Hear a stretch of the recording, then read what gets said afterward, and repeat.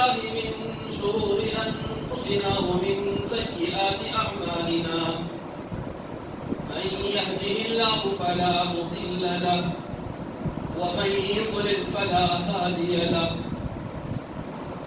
أشهد أن لا إله إلا الله وحده لا شريك له وأشهد أن محمدا عبده ورسوله أرسله بالحق بشيرا ونذيرا وداعيا إلى الله بإذنه وسراجا منيرا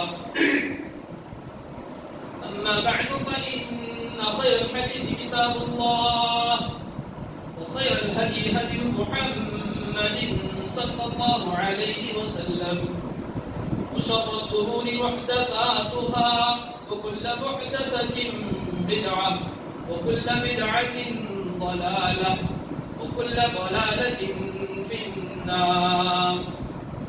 أعوذ بالله السميع العليم من الشيطان الرجيم من همزه ونفخه ونفثه. بسم الله الرحمن الرحيم. يا أيها الذين آمنوا اتقوا الله حق تقاته ولا تموتن إلا وأنتم مسلمون.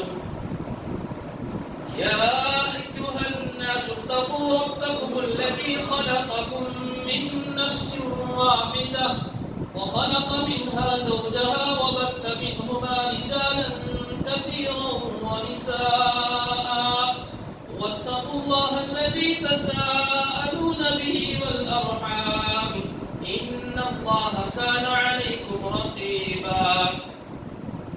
يا أيها الذين آمنوا اتقوا الله وقولوا قولا سديدا يصلح لكم أعمالكم ويغفر لكم ذنوبكم ومن يطع الله ورسوله فقد فاز فوزا عظيما.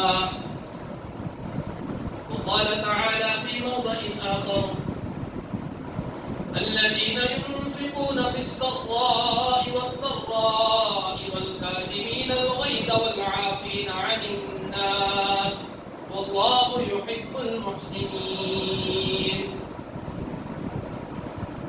حضرات گرامی، بزرگوں، اسلامی بھائیوں، مردانشین خواتین اسلام، تمام قسم کی تعریف، بزرگی و برتری، بڑائی و کبریائی، تعریف و توصیف اللہ وحدہ لا شریک لائق و زیبا ہے، جو ہمارا تمام جہانوں کا، تمام مخلوقات کا اکیلا و یکتا پالنہار ہے. جس نے ہمیں پیدا کیا وہی ہمیں رزق بھی دیتا ہے، وہی ہمیں موت بھی دے گا اور ایک دن آئے گا وہ پھر دوبارہ زندہ کرے گا. وہی معبود برحق ہے، وہی عبادت کے لائق ہے، اس کے علاوہ کوئی عبادت کے لائق نہیں. اور بے شمار ان کی درود و سلام نازل ہو تمام رسولوں اور پیغمبروں پر جنہیں اللہ تبارک و تعالیٰ نے نبی اور رسول بنا کر بھیجا، خصوصاً آخری نبی جناب محمد رسول اللہ صلی اللہ علیہ وسلم کی ذات گرامی پر جنہیں اللہ تعالیٰ نے آخری نبی بنا کر دنیا کے اندر مبعوث فرمایا. حاضرین، خطبہ مشتونہ کے بعد، مختصر سے حمد و ثنا کے بعد، سورہ آل عمران کی آیت نمبر 124 میں نے آپ کے سامنے تلاوت کی. اللہ تبارک و تعالیٰ نے اس آیت میں مومنوں کی چند صفات کو بیان فرمایا. آئیے آج کے جمعہ میں جو بات میں آپ کے سامنے رکھنا چاہوں گا وہ یہ کہ انسان اپنے جذبات کو قابو میں رکھے. غور کیجیے، انسان کی اپنی زندگی کے اندر بسا اوقات کبھی ایسے حادثات پیش آتے ہیں اس کی انفرادی زندگی اور اس کی اجتماعی زندگی کے اندر جہاں وہ انسان جذبات سے بے قابو ہو جاتا ہے اور غیر و غضب کی حالت میں مبتلا ہو کر انتقام لینا چاہتا ہے اور سامنے والے کو بدلہ لے کر اسے اپنی برتری ثابت کرنا چاہتا ہے. سامنے والے کو نیچا دکھانا چاہتا ہے، اپنی برتری ثابت کرنا چاہتا ہے. اور یہ انسان جب سامنے والے کو اپنا غصہ دکھائے گا، اس سے ہمیشہ اس کا نقصان ہی ہوتا ہے، اس کا فائدہ بالکل کم ہوتا ہے. اس کا نقصان یا تو انفرادی ہوگا یا اجتماعی نقصان ہوگا، یا کبھی اس کا دنیاوی نقصان کے ساتھ ساتھ اس کا اخروی نقصان بھی ہوتا ہے. اور بعد میں افسوس کرنے لگتا ہے، کاش کہ میں غصہ نہ کیا ہوتا تو اچھا ہوتا، کاش کہ میں بدلہ نہ لیا ہوتا تو اچھا ہوتا، اپنے غصے پر قابو پا لیا ہوتا تو اچھا ہوتا. تو بعد میں افسوس کرنے کے بجائے انسان اپنے جذبات کو قابو میں رکھے. تو آئیے جو بات میں آپ کے سامنے رکھوں گا اس کے تعلق سے حج نبوی میں کئی ایک واقعات ہمیں ملتے ہیں جہاں صحابہ کرام اپنے جذبات میں آ کر اپنے جذبات کو قابو نہ کرے اور غصے میں آ کر جو انہوں نے کام کیا اس کا افسوس انہیں دنیا و آخرت دونوں میں رہے گا. آئیے ایک مثال میں آپ کے سامنے دیتا ہوں. اسامہ بن زید رضی اللہ عنہ بتاتے ہیں کہ ایک مرتبہ میرے نبی صلی اللہ علیہ وسلم ہم لوگوں کو ایک مہم کے لیے روانہ کیا، ایک سریے کے طور پر روانہ کیا کہ فلاں جگہ پر جانا ہے اور تمہیں وہاں پر حملہ کرنا ہے. اسامہ بن زید رضی اللہ عنہ فرماتے ہیں کہ صبح تک اس جگہ پر ہم نے حملہ کیا اور وہاں ہم کامیاب ہو گئے. وہاں سے ایک آدمی تھا جو بھاگ کر نکل گیا، ہم نے اس کا تعاقب کیا، اس کا پیچھا کیا اور ہم اسے قتل کرنے گئے. ہم دو آدمی تھے جو اس کا پیچھا کر رہے تھے، ایک میں اور ایک انصاری صحابی. اور جیسے ہی ہم نے اس پر قابو پا لیا، ہم نے اس پر پوری طرح مکمل قابو پا لیا، اس انسان نے لا الہ الا اللہ پڑھا. اور انصاری صحابی نے کہا یہ انسان نے تو کلمہ لا الہ پڑھ لیا ہے، اسے قتل نہیں کرنا چاہیے.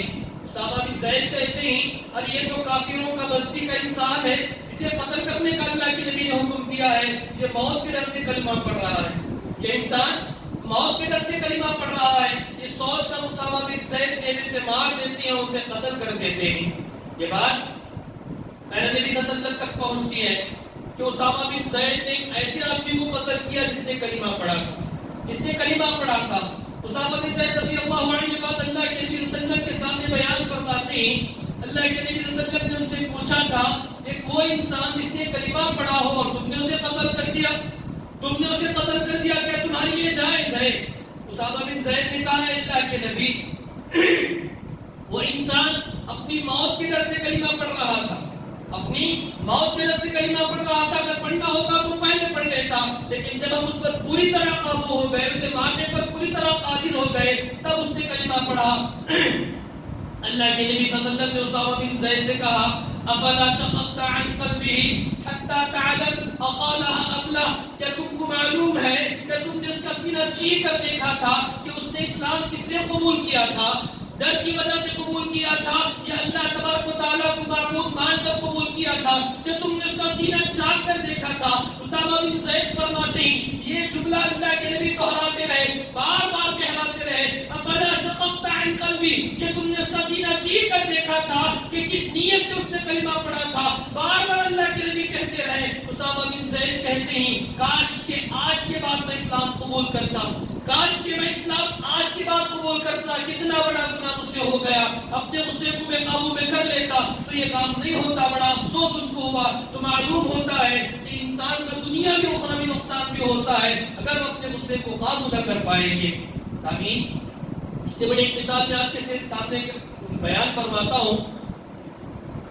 سلیمان بن سرد رضی اللہ عنہ بیان فرماتے ہیں، کہتے ہیں ایک مرتبہ ہم اللہ کے نبی صلی اللہ علیہ وسلم کے ساتھ مجلس میں بیٹھے ہوئے تھے.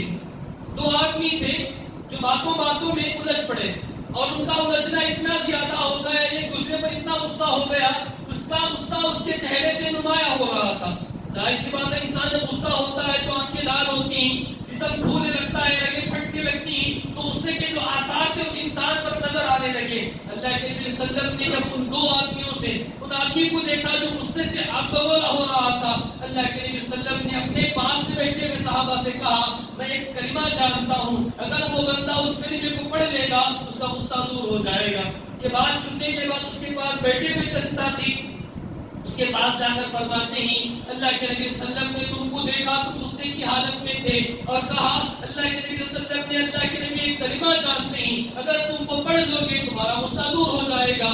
جانتے اس نے کیا کہا؟ اس نے کہا انی لست بمجنون. بخاری کی روایت ہے انی لست بمجنون. میں پاگل نہیں ہوں، میں پاگل نہیں ہوں. گویا اللہ کے نبی صلی اللہ علیہ وسلم کو مجھے نصیحت کرنے کی ضرورت نہیں ہے. میں غصے میں ہوں یا کنٹرول کر رہا ہوں جو بھی ہو مجھے اللہ کے نبی صلی اللہ علیہ وسلم کو کہنے کی ضرورت نہیں ہے. گویا وہ اللہ کے نبی کی بات کو انکار کر رہا ہے، اللہ کے نبی صلی اللہ علیہ وسلم کی بات کو ٹھکرا رہا ہے. آپ کو معلوم ہونا چاہیے اگر کسی نے نبی کی بات کو ٹھکرایا وہ کافر کے درجے کو پہنچ جائے گا، کفر تک پہنچ جائے گا. وہ غصے کے اندر اس کو یہ تک نہیں معلوم تھا کہ وہ کیا جملہ کہہ رہا ہے، کیا جملہ اللہ کے نبی صلی اللہ علیہ وسلم کی بات میں کہہ رہا ہے. اتنا غصے میں آ کر اس نے بات کہہ دیا. تو میں آپ کو یہ بتانا چاہتا ہوں انسان غصے میں آ کر جب اپنے جذبات کو قابو میں نہیں لاتا ہے تو اس کا بہت بڑا نقصان ہوتا ہے، بہت بڑا نقصان ہوتا ہے. نقصان اس کا دنیاوی بھی ہوتا ہے، اخروی بھی ہوتا ہے. اس کا خاص نقصان بھی ہوتا ہے، اپنی جماعت کا نقصان ہوتا ہے. لیکن بعد میں افسوس کرنا پڑتا ہے. اس لیے کہا گیا کہ جب بھی وہ اپنے جذبات کو قابو میں رکھے. سامنے میں آپ کو بتاؤں کہ اکثر ہوا یہ کرتا تھا کہ صحابہ اکرام میں سے کوئی بھی اللہ کے نبی صلی اللہ علیہ وسلم کے پاس آتا تھا اور کہتا تھا اللہ کے نبی مجھے کوئی نصیحت کیجیے. اللہ کے نبی صلی اللہ علیہ وسلم اس انسان کو دیکھ کر اس کے لیے جو مناسب باتیں ہوتی تھی وہ نصیحت کرتے تھے. ایسے لوگوں میں سے ایک آدمی اللہ کے نبی کے پاس آتا ہے اور فرماتا ہے اے اللہ کے نبی صلی اللہ علیہ وسلم مجھے کچھ نصیحت کیجیے، چھوٹی نصیحت کیجیے اور میرے لیے خاص نصیحت کیجیے. اللہ کے نبی صلی اللہ علیہ وسلم نے فرمایا لا تغضب، تم غصہ مت کرو.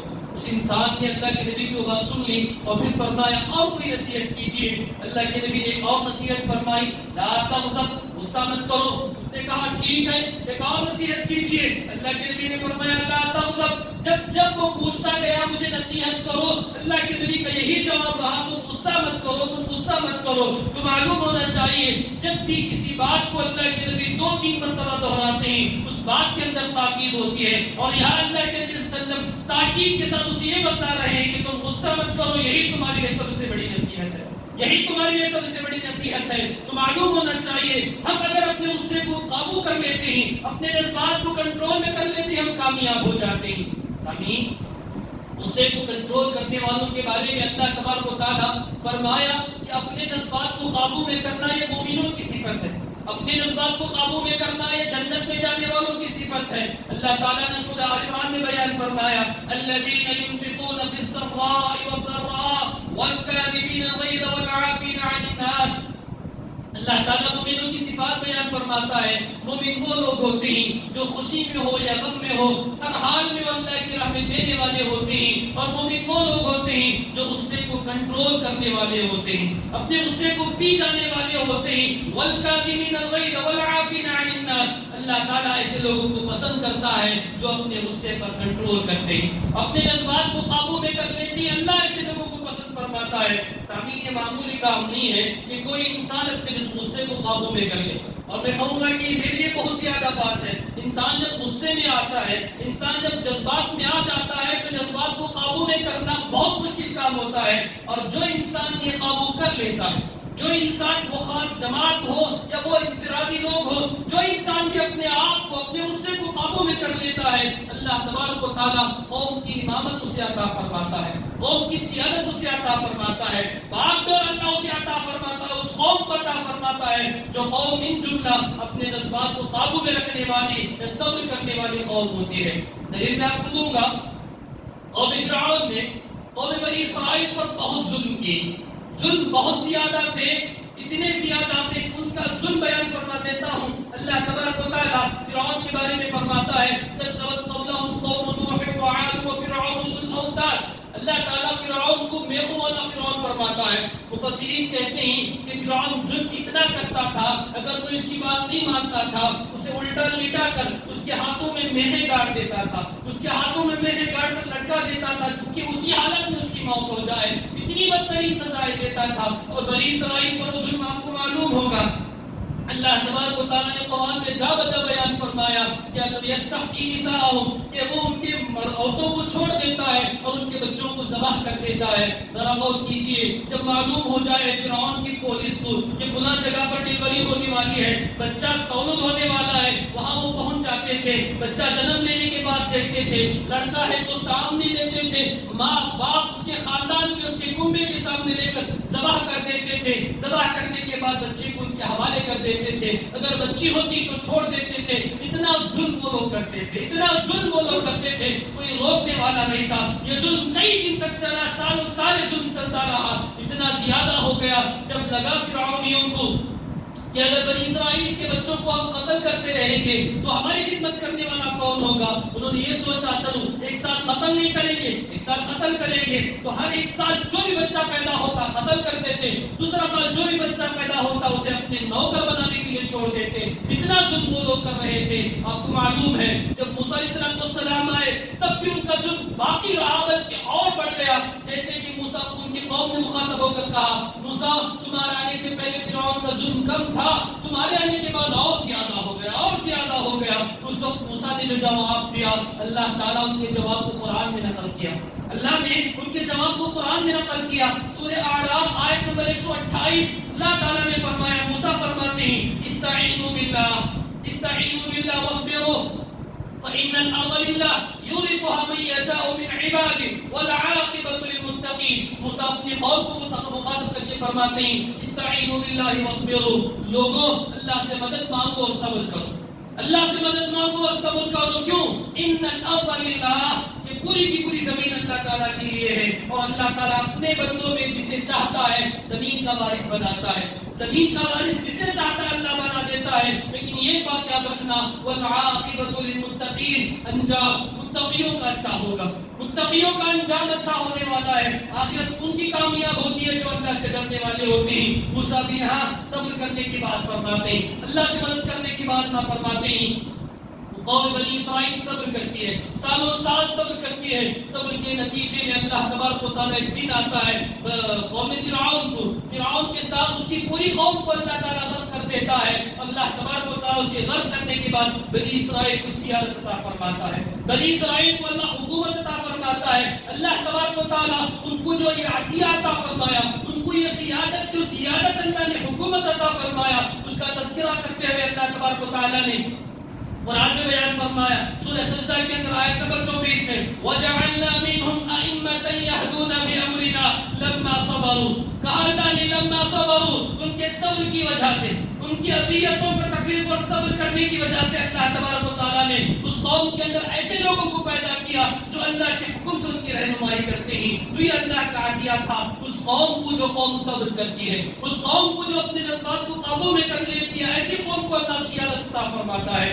میں آپ کو بتاؤں، امام ابن قیم رحمہ اللہ علیہ بیان فرماتے ہیں کہ میں نے اپنے شیخ ابن تیمیہ کو یہ فرماتے ہوئے سنا بالصبر والیقین تنال الامامۃ فی الدین، یاد رکھو دین کے اندر امامت، دین کے اندر قیادت اللہ تعالیٰ اس بندے کو عطا فرماتا ہے جو انسان صبر سے کام لیتا ہے، جو انسان یقین کے ساتھ کام لیتا ہے، ایسے انسان کو اللہ تبارک و تعالیٰ امامت و سیادت عطا فرماتا ہے۔ تو معلوم ہوا جو انسان اپنے جذبے کو قابو میں کر لے اللہ تعالیٰ اسے سیادت عطا فرماتا ہے۔ یہ رہی بات دنیا کی، لیکن وہ انسان جو اپنے غصے کو دنیا میں قابو میں کر لیتا ہے اللہ آخرت میں بھی بدلہ عطا فرماتا ہے۔ آخرت میں بدلہ کیا دے گا؟ اللہ کے نبی صلی اللہ علیہ وسلم نے ارشاد فرمایا من قدم غیظا وهو قادر على ان ينفضه، من قدم غیظا وهو قادر على ان ينفضه، وہ انسان جس نے اپنے غصے کو قابو میں کر لیا اس حال میں کہ وہ اپنے غصے کو نافذ کر سکتا تھا،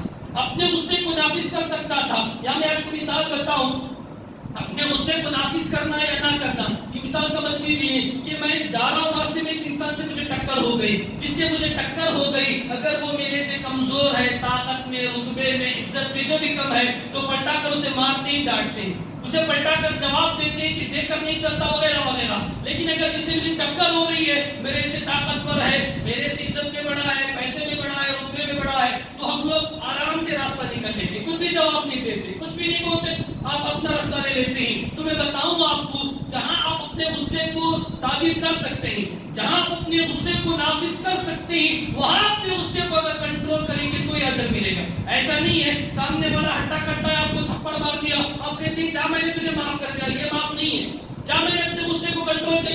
نہیں ہے. ارے تم اسے مار نہیں سکتے اس لیے تم نے اسے چھوڑ دیا. اگر تم مار سکتے تھے تو کیا تم اسے چھوڑ دیتے؟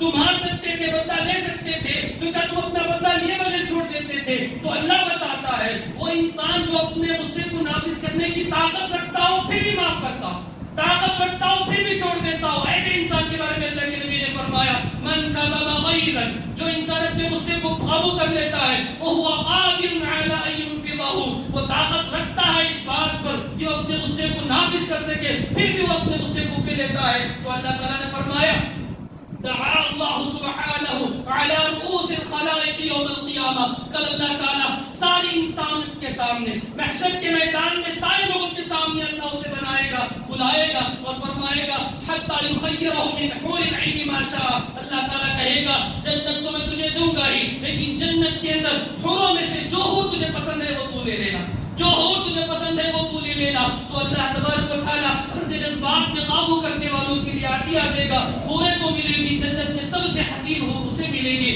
جو انسان اپنے جذبے کو قابو میں کر لیتا ہے. یہ بدلہ اللہ تعالیٰ اسے عطا فرماتا ہے. سامعین, صرف بات اپنی نہیں ہے بلکہ اللہ تبارک و تعالیٰ خود اپنے پیارے حبیب صلی اللہ علیہ وسلم سے بار بار فرماتا ہے اے حبیب اپنے جذبات کو قابو میں رکھیے, اے پیارے نبی صلی اللہ علیہ وسلم اپنے غصے کو قابو میں کر لیجیے, صبر کیجیے, بار بار فرماتا ہے. دلیل میں آپ کو بتاتا ہوں, اللہ تبارک و تعالیٰ نے دوسری وحی سورہ مدثر اللہ کے نبی پر نازل فرمائی. اس آیتوں میں اللہ تعالیٰ نے فرمایا وَلِرَبِّكَ فَاصْبِرْ, آیت نمبر 7 سورہ مدثر رب نے فرمایا وَلِرَبِّكَ فَاصْبِرْ, اے محمد صلی اللہ علیہ وسلم اپنے رب کے لیے صبر کیجیے, اپنے رب کے لیے صبر کیجیے. اللہ تعالیٰ اپنے نبی کو سکھاتا ہے کہ اپنے جذبات کو قابو میں کیجیے, صبر کیجیے. دوسری جگہ سورہ معارج رب العالمین نے فرمایا فَاصْبِرْ صَبْرًا جَمِيلًا, کیسے صبر اچھا ہونا چاہیے, بہترین صبر ہونا چاہیے, اچھا صبر کرنا چاہیے. صبر بھی ہے تو اچھا صبر سکھایا, اچھا بھی کیسا اللہ تعالیٰ سورہ احقاف میں بتاتا ہے, کہا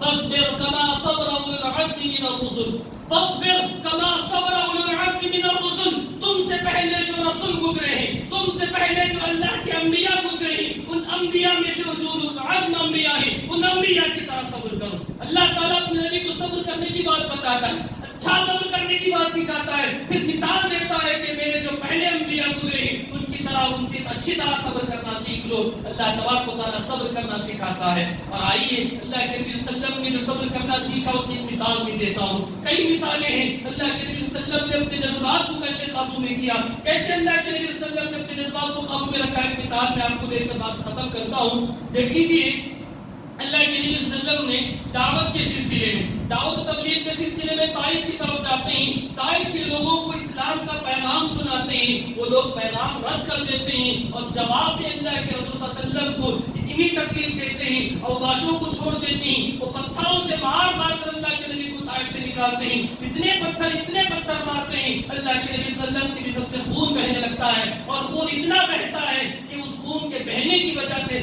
کمزوری کی وجہ سے اللہ کے نبی بے ہوش ہو کر گر جاتے ہیں. اتنا تکلیف وہ طائف والے لوگ دیتے ہیں. جب ہوش آتا ہے اللہ کے نبی صلی اللہ علیہ وسلم آنکھیں کھولتے ہیں تو آسمان میں بادل کی طرح نظر آتا ہے.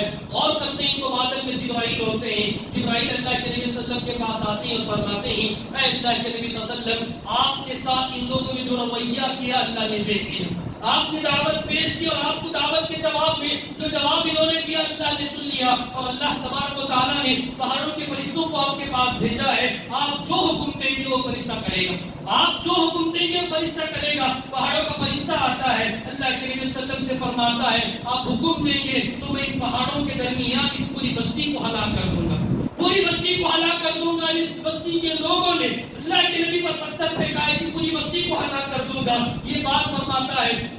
پہاڑوں کا فرشتہ بھی کہتا ہے اللہ کے نبی صلی اللہ علیہ وسلم نے جو اس حالت میں, کمزوری کی حالت میں, لہو لہان ہے, جسم تکلیف زدہ ہے, پھر بھی اللہ کے نبی صلی اللہ علیہ وسلم نے جو بات کہی, کہا بل ارجو ان یعبد اللہ من اصلابہم, بل ارجو ان یخرج اللہ من اصلابہم من یعبد اللہ وحدہ لا یشرک بہ شیئا. کہا اللہ کے نبی صلی اللہ علیہ وسلم نے بلکہ مجھے امید ہے ان یخرج اللہ من اصلابہم, اللہ تعالیٰ ان کی صلب سے ایسے لوگوں کو پیدا کرے گا اللہ کی عبادت کریں گے.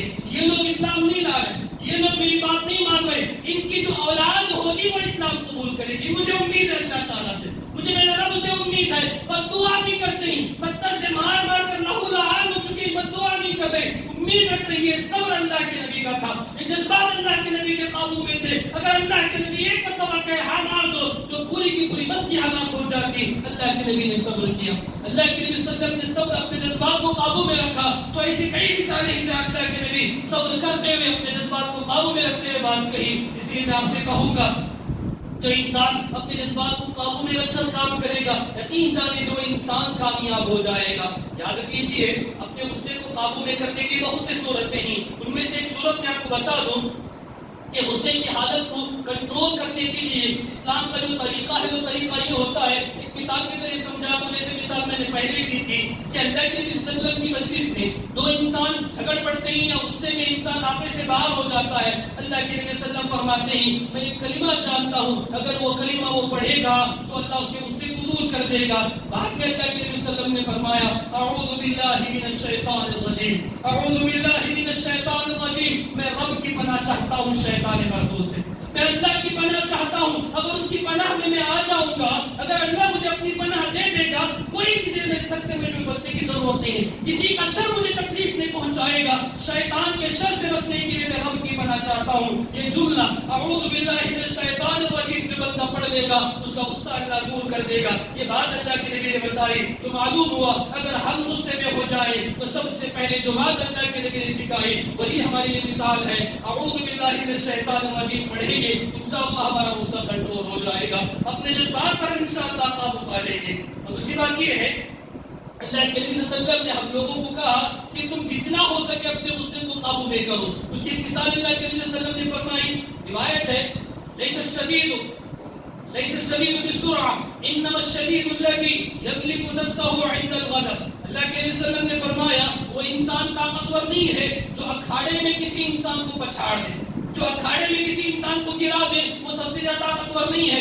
انما الشدید الذی یملک نفسه عند الغضب, طاقتور انسان وہ ہوتا ہے جو غصے کے وقت میں اپنے آپ کو قابو میں کر لیتا ہے, اپنے آپ کو قابو میں کر لیتا ہے. سامنے دیکھیے کتنا فرق ہے دنیا کی ذہنیت میں, ہماری عقل میں اور اسلام کی جو بات اس میں کتنا فرق ہے. ہماری عقل یہی کہتی ہے دو طاقتور انسان ہیں, طاقتور انسان میں جو جسے پچھاڑ دیتا ہے, جو جسے گرا دیتا ہے, طاقتور وہی ہوتا ہے. یہاں اللہ کے نبی نے فرمایا دنیا کی نظر میں طاقتور وہ ہے جو میدان میں دوسرے طاقتور کو گرا کر طاقتور ثابت کرے گا, وہ دنیا کی نظر میں طاقتور ہوگا. اسلام کی نظر میں طاقتور انسان وہ ہے جو اپنے غصے کو قابو میں کر لیتا ہے, اپنے غصے کو قابو میں کر لیتا ہے. سامعین تو معلوم ہوا اپنے غصے کو قابو میں کرنا صحیح معنوں میں یہی بہادر انسان ہے, صحیح معنوں میں یہی طاقتور انسان ہے, صحیح معنوں میں یہی سب سے بڑا اسلام کا پہلوان ہے جو اپنے غصے کو قابو میں کر لیتا ہے. میں آپ کو ایک مثال بتاتا ہوں.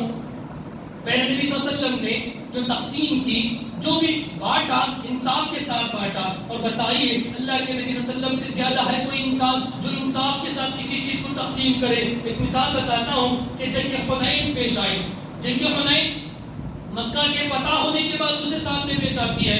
جنگ حنین میں بہت سارا مال غنیمت مسلمانوں کو ملتا ہے, بہت سارا مال غنیمت مسلمانوں کو ملتا ہے. اب اللہ کے نبی صلی اللہ علیہ وسلم اس مال غنیمت کو تقسیم کرنے کے لیے بیٹھتے ہی اب یہاں اللہ کے نبی دیکھتے ہی جو مکہ فتح ہوا تھا, مکہ فتح ہوا تھا, اس مکہ فتح ہونے کے بعد جو اسلام قبول کیے تھے ان اسلام قبول کرنے والوں کو اللہ کے نبی صلی اللہ علیہ وسلم نے تالیف قلب کی خاطر ان کے دل کو اسلام کی محبت اور بسانے کے لیے اللہ کے نبی ان کو زیادہ دیا, ان کو زیادہ دیا.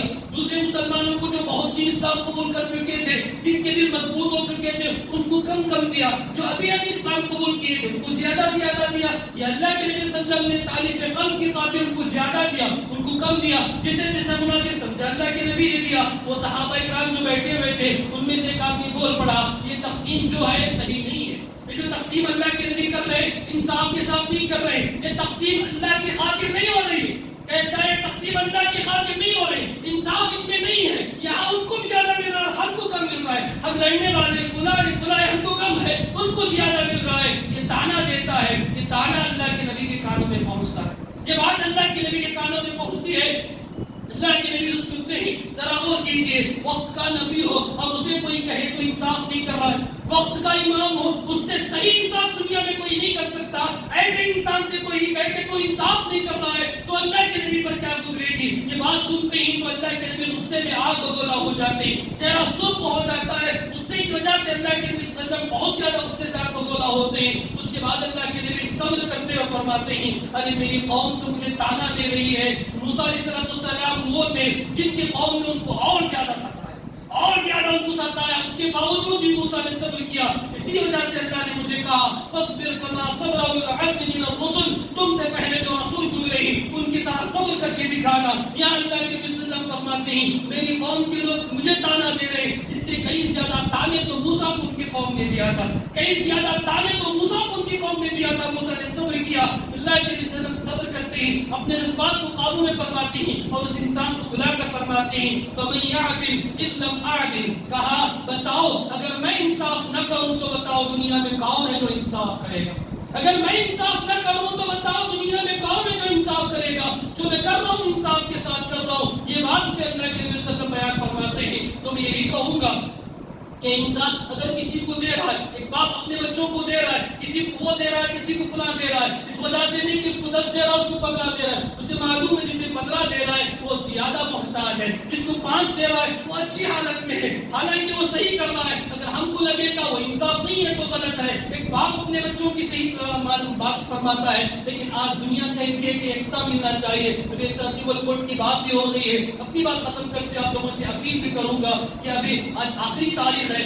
سول کوڈ کا جو بات ہوتی ہے وہاں پر اپنی لا کے لیے جو ہم لوگوں کو اپلیکیشن بھیجنے کی آخری تاریخ ہے. ممبر رسول پر میں آپ کو ذمہ داری کے ساتھ کہتا ہوں ہر مسلمان کی ذمہ داری ہے وہ سول کوڈ کے لیے جو پیغام اپلیکیشن بھیجنا ہے وہ بھیج دیجیے. آج آخری تاریخ ہے ورنہ ان کی اتنی باتیں پھیل چکی ہیں کہ وہ نافذ کر کے دم لیں گے. جو بھی ہوگا اللہ تعالیٰ بہتر ہے، لیکن ہمارے لیے جو ضروری ہے وہ یہ ہے کہ آج آخری دن ہے، 14 تاریخ ہے اور کل آپ کو یہ موقع نہیں ملے گا. سارے لوگوں کو بتائے 2-4 منٹ کا وقفہ لگے گا. آپ اس اپلیکیشن کو ڈاؤن لوڈ کر کے وہاں تک بھیج دیجیے. ثابت کیجیے کہ ہم جذبات سے قابو میں لیں گے، اپنے غصے کو ظاہر نہیں کریں گے. یہی بات بتا کر اپنی باتوں کو ختم کرتے ہوئے اللہ تعالیٰ سے دعا کرتا ہوں اے پروردگار، اے بار الہ، ہم تمام کو اپنے غصے کو کنٹرول کرنے کی توفیق عطا فرما، اپنے جذبات کو قابو میں رکھ کر رہنے کی توفیق عطا فرما.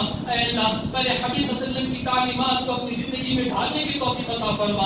اے اللہ وہ انسان طاقتور ہے، وہ انسان سمجھدار بھی ہے جو اپنے غصے کو قابو میں کر لیتا ہے. دنیا اسے طاقتور سمجھتی ہے جو طاقت میں زیادہ ہو. اے اللہ اسلام ہمیں کہتا ہے اگر ہم غصے کو قابو میں کر لیں گے تو ہم طاقتور ہیں اور اللہ ایسے ہی مومن کو پسند فرماتا ہے. تو اے اللہ ایسا انسان بنا جسے تو پسند کرتا ہو، ایسے لوگوں میں بیٹھنے کی توفیق دے جس جماعت کو تو پسند کرتا ہو، ایسی جگہوں میں جانے کی توفیق دے جہاں جانا تجھے پسند ہو. اے اللہ ایسے لوگ جن پر تیرا غضب نازل ہوتا ہے ایسے لوگوں کی صحبت ہمیں عطا فرمانا. اے اللہ ایسی جگہ جہاں پر جانے سے تیرا غضب نازل ہوتا ہو ایسی جگہوں سے تو ہم تمام کی حفاظت فرمانا. اے اللہ نیک صحبت عطا فرمانا، اچھی جگہوں میں اٹھنے بیٹھنے کی مولا توفیق عطا فرما. اے اللہ نمازوں کی پابندی کرنے کی توفیق عطا فرمانا. اے اللہ اسلام پر عمل پیرا ہونے کی توفیق عطا فرمانا. اے اللہ جب تک تو ہدایت نہیں دے گا کام سے نہیں ہو سکے گا. اے اللہ ہم تجھ سے دعا فرماتے ہیں کہ اے اللہ ہمارے دلوں کو اسلام کی طرف پھیر دینا. اے اللہ ہمارے دلوں کو اسلام کی طرف سبقت کا عطا فرمانا.